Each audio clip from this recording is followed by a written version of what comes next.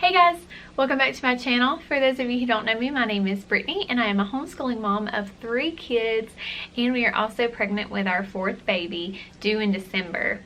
Today's video is our read aloud choices for June through December of this school year, and this video I'm excited to tell you is a collaboration with by Alicia here on YouTube. You can find her channel linked down below in this video, and I am so excited to be bringing this to you along with her video as well. So after you watch my video, go and check hers out. She's gonna have some great read alouds that she's gonna be using for her homeschool year as well.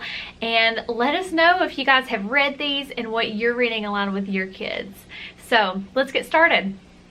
So with my read aloud choices this year, I had really decided that I wanted to give each of my kids their own experience with us and get that closeness with us that I loved when I would read. But at night, my grandmother, when I lived with my grandparents, she would read to me every night my favorite books that I was reading currently, and I loved that time and I cherished that time, and those were memories for me. So with the read aloud choices, there are things that we will absolutely be doing during the day for school, but some of these read aloud choices I actually chose different ones for my son and my daughter that are in school right now that they would specifically enjoy, because as close as they are in age, my son is 9 and my daughter is 6,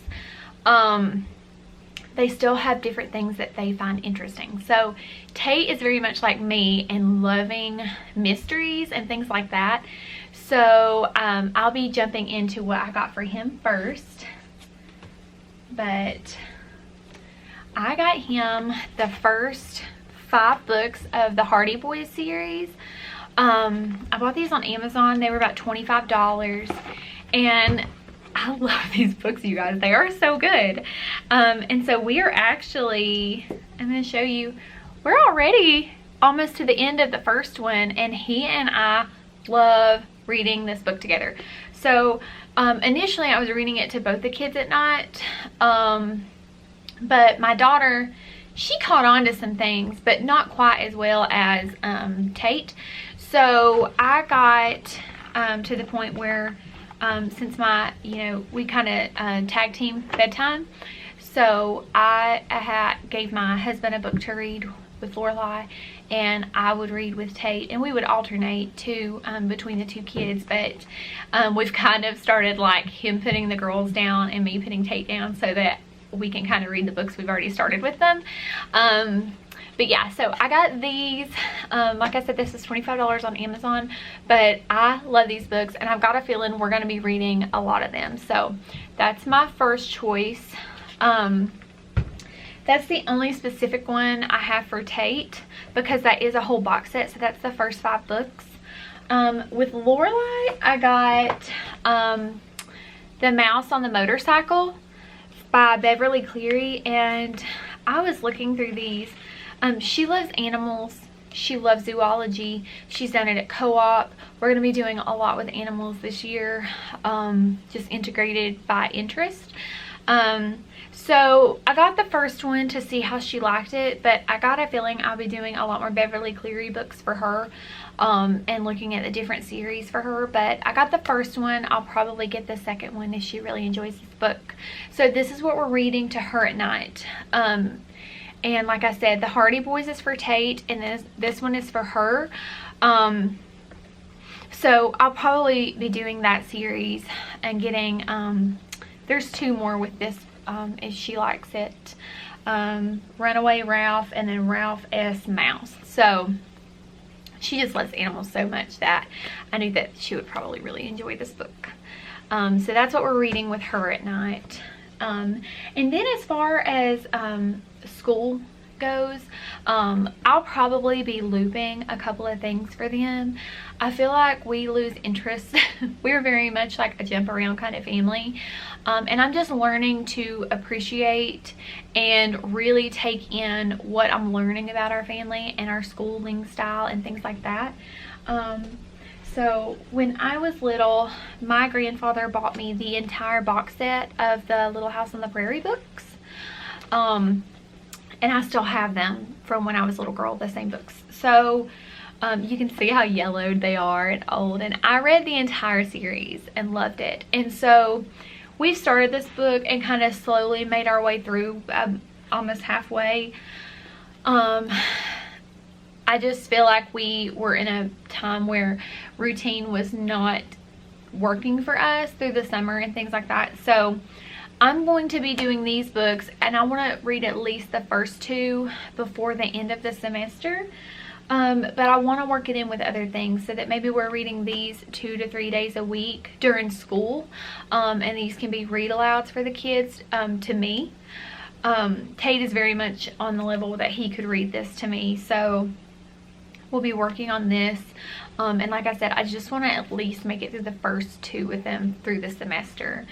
But the other books I got, and I bought this one after we read the Wild Robot books. There are 2. I loved those books. I know when you look on Amazon and you read the reviews, it's kind of like a little bit of in between of like, it kind of talked about some things. It didn't talk about things that were not good. It's just the description of certain parts of like the robots and things like that, where there was a shipwreck and there were like the robots had come apart because of the shipwreck and things like that.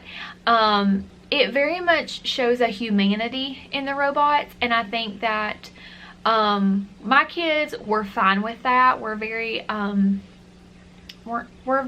we're sheltering. We're just not very we like the description is what I'm trying to say. And it was not scary at all. So I would just encourage you, if you are looking for a really good book that keeps the kids engaged and shows them emotions and things like that that people go through, even though it's about a robot learning to have those human emotions. We loved those books. I loved them, and I thought they were precious. There's very much showing you how to like work on relationships and learn how to adapt and things like that when you're not like other people, even though it's with a robot and animals. I loved those books. But my point is, we got this book. This was recommended on Amazon after you would click on the Wild Robot, and I saw this pop up a few times, and I got this. We read the first chapter and it was kind of really sad. So I'm hoping that it gets, sorry, my shoe caught on my chair. I'm hoping that it gets a little happier, but I would love to read this to the kids throughout the year. So we may be doing a little bit of looping with these books, because I have big aspirations with reading. I loved reading growing up, and I just really want to pass that on to my kids. But the last 2 books I got were Stuart Little. I'm really excited about this. I just really want them to be engaged and learn to see what some of the classics are and things like that. I don't want them to only be reading new things. There are a reason that people are still reading these books. So I think that Oglesby Ohana, and I'll link her page down below, her YouTube channel. She had great read alouds, and some of these were based off what she chose, which was The Mouse and the Motorcycle. She did Stuart Little and Charlotte's Web. So I just got Stuart Little first, because again, my daughter loves animals, so I want to make this a school read aloud for both the kids, and just let them read it together. But the last book I have for you guys is, and this was also a book that the Oglesby Ohana had said they were going to be reading this year too. I have very much not been good at like picking specific things for seasons and holidays and things like that. So I really want to make an effort this year to appreciate the holidays that we have and things like that. and play off of those and why we have them and what we can learn from them and things like that. But for Christmas, I know that Gather Round has a beautiful mini unit for Christmas, and I'm so excited to do that with my kids this year. But I also want to be reading things like that with them. So she recommended the Vanderbeekers of 141st Street. So I picked this up for us to read through December, and I'm really excited about it. It just sounds like it's going to be a really great book for lessons on, you know, putting other people first and things like that, which I have really come to want my kids to know the fruits of the Spirit and things like that, and to learn to put others' needs ahead of themselves and to care for others and things like that. So I think this is going to be a great book to read, especially around Christmas time.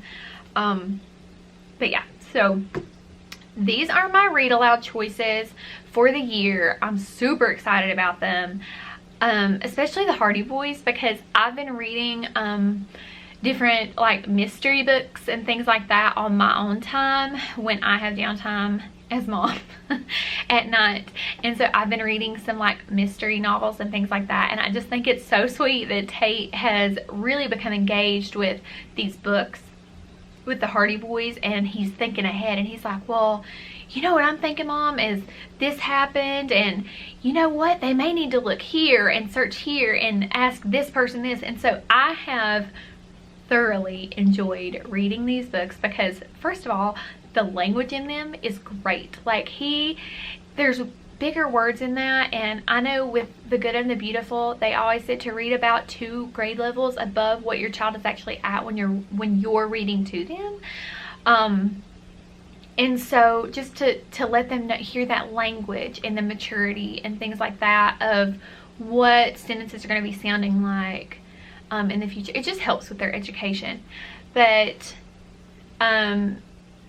this is very much from what you could tell is like the 1950s, and I love that because the boys are saying, oh, that's swell, Mom, and things like that. And Tate's like, what does that mean? And I'm like, well, it's kind of like, that's great. And so he's like, oh, that's swell. I just think it's so cute that he's picking up these traits of positivity from books like this. And so